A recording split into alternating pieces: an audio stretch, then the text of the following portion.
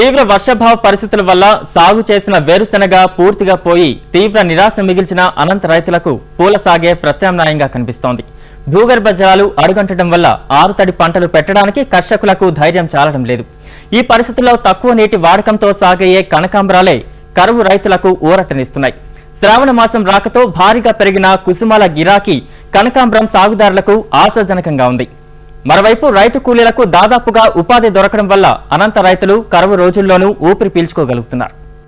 వెంటాడుతోన్న వర్షాభావ పరిస్థితుల వల్ల ఎకరాకు 10,000 రూపాయలు ధారపోసి సాగు చేసిన వేరుశెనగ పొలాలు ఎండిపోయాయి. కురిసిన జల్లులకు మురిసి పంటలు వేసిన రైతుల బాధలు చూసి మిగతా రైతులు ఆరుతడి పంటలు సాగు చేయలేకపోతున్నారు. ఈ కష్టకాలంలో తక్కువ నీటితో సాగే పూల సాగే అనంత రైతులకు ఆసరా అయింది. కదిరి వ్యవసాయ డివిజన్ పరిధిలోని రైతాంగం మెట్ట పంటల్లోనే కొద్దిపాటి నీటి వాడకంతో విరబూసే కనకాంబరాలను ఎంచుకున్నారు. కొనసాగుతున్న నీటి ఎద్దడి మున్ముందు భారీ వర్షాలు కురిసిన ఇబ్బంది లేనందున కనకాంబరాల సాగు రైతులకు ఆశాజనకంగా కనిపిస్తోంది. మిగతా పంటలతో పోలిస్తే చీడపీడల బెడద కనకాంబరానికి పెద్దగా లేకపోవడం, పంట వ్యయం కూడా మిగతా వాటితో పోల్చితే తక్కువగా ఉండటం వల్ల ఇక్కడి సాగుదారులు కనకాంబరాలకే మొగ్గు చూపుతున్నారు.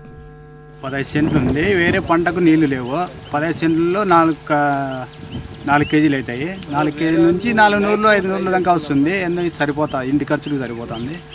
మాకు 5 ఎకరాలు ఉంది. 5 ఎకరాలకు ఇంకా నీళ్లు సాలవు. ఇంతే ఈ పంటకే సరిపోతున్నాయి. వారానికి ఒకటైతే సరిపోతుంది అని దీన్ని పెట్టుకున్నాం. ఇప్పుడు 600 దాకా ఉందండి. నిన్నమన్నా 600 నడిచిందే. ఇదే మేలే. ఇది 5 రోజులకు ఒక కోత వస్తుంది కాబట్టి మేలే. ఇదేమో అదే కనకంబరాలో 40 సెంట్లు ఉంది. ఈ 40 సెంట్లలో నీళ్లు పోసుకొని వారానికి వచ్చి 2 కేజీలు అవుతున్నాయి.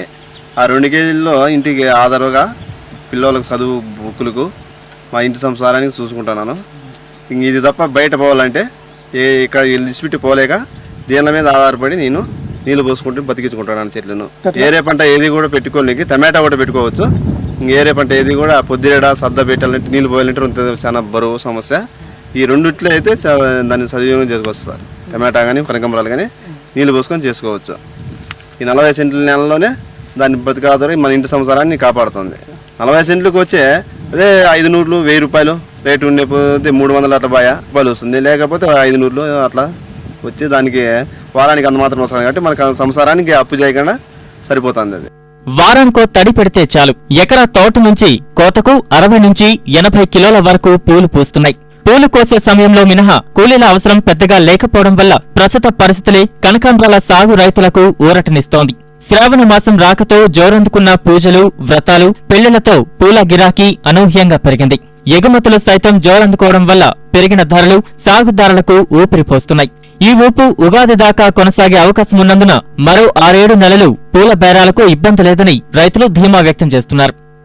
సార్ మా పూల చెట్టుల్లో మాడి చెట్టుల్లో మాకు చెట్టుల్లో వంకాయ దాంట్లో బాగుపడతాను. ఇంకా శనిగా శనిగా అంతా ఎత్తిపోయింది. దాన్ని ఇప్పుడు రేట్లలో బాగానే వస్తుంది. పోయిన 3 నెలల్లో తక్కువ వస్తాయి. మాకు వస్తాయి సార్ నెలకు 10 వారానికి 10,000 15,000.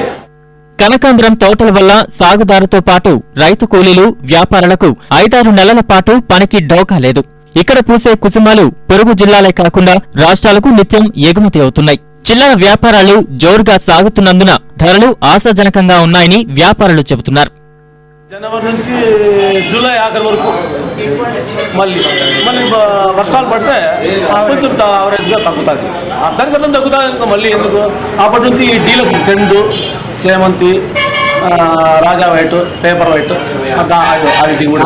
బెంగళూరు, హైదరాబాద్, విజయవాడ, చెన్నై, గుంటూరు, నెల్లూరు, ఒంగోలు. కనకాంబరంలో రైతుకు మాత్రం పెద్ద మంచి డబ్బు. రెండోది కనకాంబరం వచ్చేసి ఇప్పుడు శ్రావణ మాసం నుంచి ఇంతవరకు 500-600 అమ్ముతూ వస్తుంది. వీటి నుంచి వచ్చేసి ఏకదాటిగా ఉగాది వరకు ఇదే రేటే అమ్ముతుంది. 400-300 అమ్ముతుంది. రైతు కూలీ ఖర్చు అంటే 40 రూపాయలు వస్తుంది కేజీకి. రైతు కూలీ ఖర్చు. చామంతి వచ్చేసి చామంతి వస్తుంది. చామంతి కరువు పరిస్థితుల్లో దిక్కుతోచక వలసలు పోతున్న రైతాంగాన్ని, కూలీలను నివారించడానికి పూల తోటలు ఎంతగానో దోహదపడుతున్నాయి.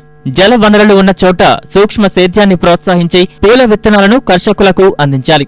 ఆధునిక పద్ధతుల్లో సాగు చేసేలా శిక్షణ ఇవ్వగలిగితే అనంత రైతులకు కొన్నంత అండనిచ్చినట్లే.